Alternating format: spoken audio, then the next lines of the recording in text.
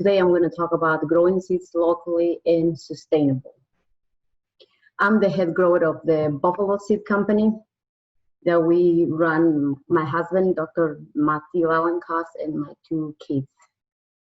So first we're going to start, why local seeds?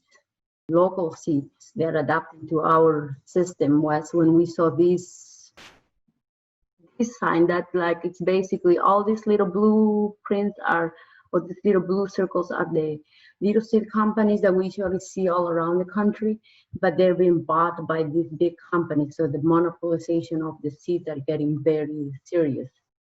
And then also we wanted to preserve the natural diversity of the local systems, and we want to use sustainable systems and have high quality seeds, and also include our kids to learn about seed saving. Our system of production is we only till once. We use a minimal, we use organic chicken manure, and also we mulch our plots with straw or hay, which is locally. Why do we mulch with straw? Because it keeps the moisture, and also it keeps the weed, so you don't have to do much weeding. And we use intercropping, or we call crop association, which we use different plants. For example, over here you can see tomatoes, and there is a corn around it, and also we have some marigolds over there, so it can keep the bugs out of there. And also we do rotation, so we don't get any diseases, so we don't use any chemicals, and we don't use irrigation. That's why we do the straw and mulching. And I'm going to talk to you about like the 10 main crops that we had in the last years. And this year we're adding, right now we have around 150 different varieties that we're growing, but these were our main ones because we really eat them. How we're adapting to our local and how we save seeds. Cowpeas are really good crops because they grow fast and they kind of cover. You can use them as a cover crop if you're not using certain areas. You can use these cowpeas. You can eat them, or it can also, it's a nitrogen fixer, so it can improve the health of your soil. You can eat when they're green like that, or let it dry. For seeds, you need to let it dry on the plant so you can have high quality of seeds. And in the last years, we have these 4 varieties, but this year we're adding more of them. With diversity of garlic, we have I think from over 15 countries, different garlic, and you have to grow them multiple years in order to have a lot of quantities of garlic. This one was our original trial, and this is the seed production. And then you have to cure them for 2 weeks after you harvest them at a certain stage. And this one was our diversity. And why you have to cure them? Because you want to have a high quality of seed garlic when you are sending to our customers. And the tomatoes, we have all kind of colors, shapes, and size of tomatoes. We have one of our main tomatoes, All Welcome, which has all kind of colors. And also you can use them in sandwiches. You can use them in sauces. They are just a very good combination of all these varieties. This year we're adding another 5 varieties. And then saving seeds for tomatoes is really easy. What all you need to do is that if you are growing right now any tomatoes, you just need to cut it in half and then take it out, the seeds and the pulp, and you put it in a container. You can use any container on your house and let it sit in a room temperature for 3 to 5 days, and rinse it and dry it in a towel paper for a week maybe, and then you store them. Watermelons, because my kids love watermelons, we have 4 varieties, and then we're adding another 3 varieties this year. We can grow that much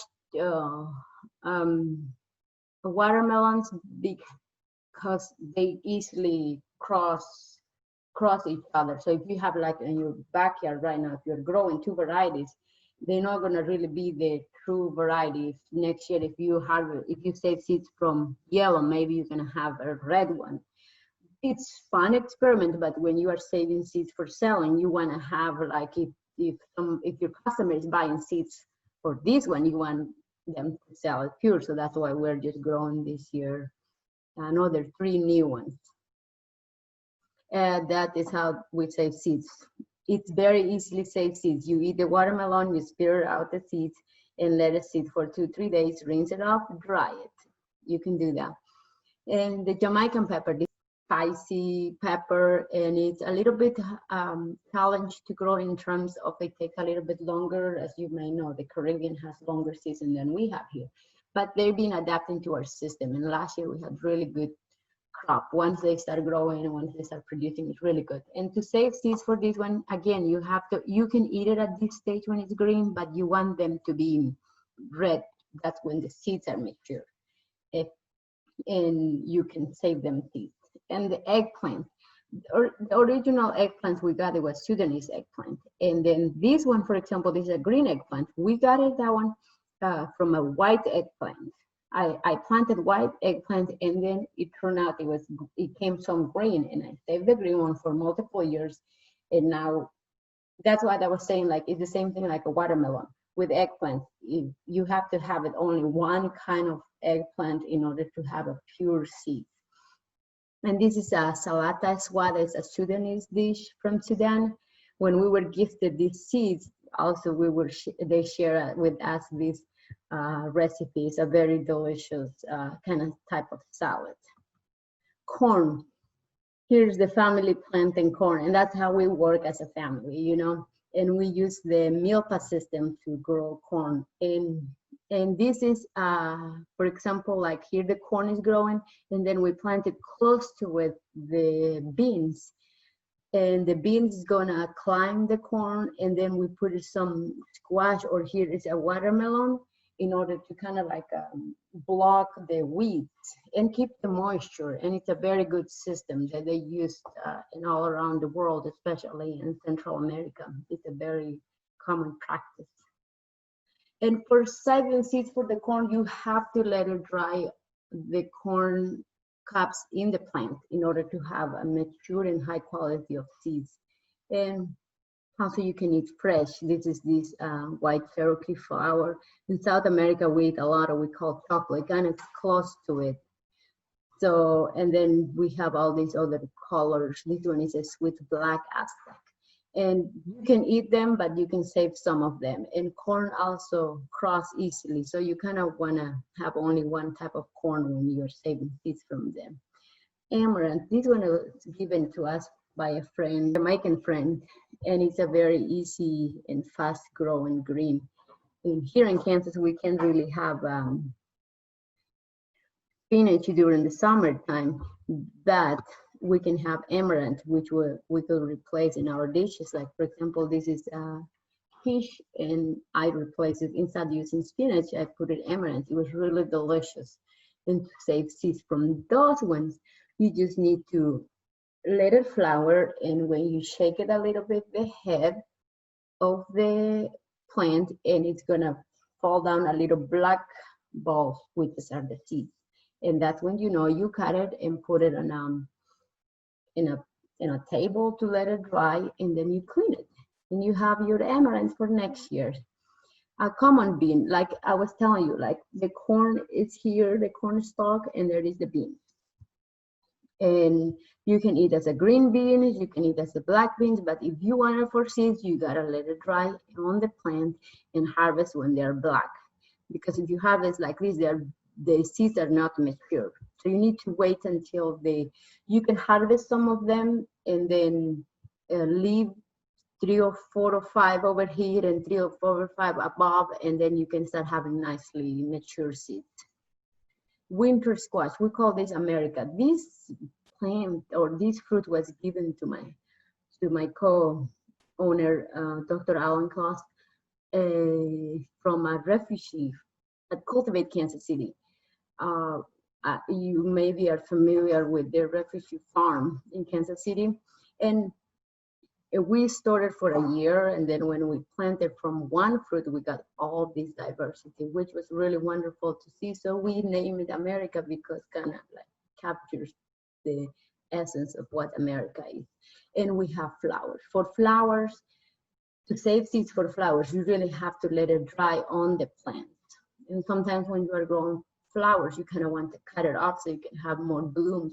But for seeds, you have to let it mature, because if you cut it at this stage, the seeds are not mature. They need to be dry up to over here for zinnias, for example. And this one, for example, is going to create a pod. So you have to wait for that.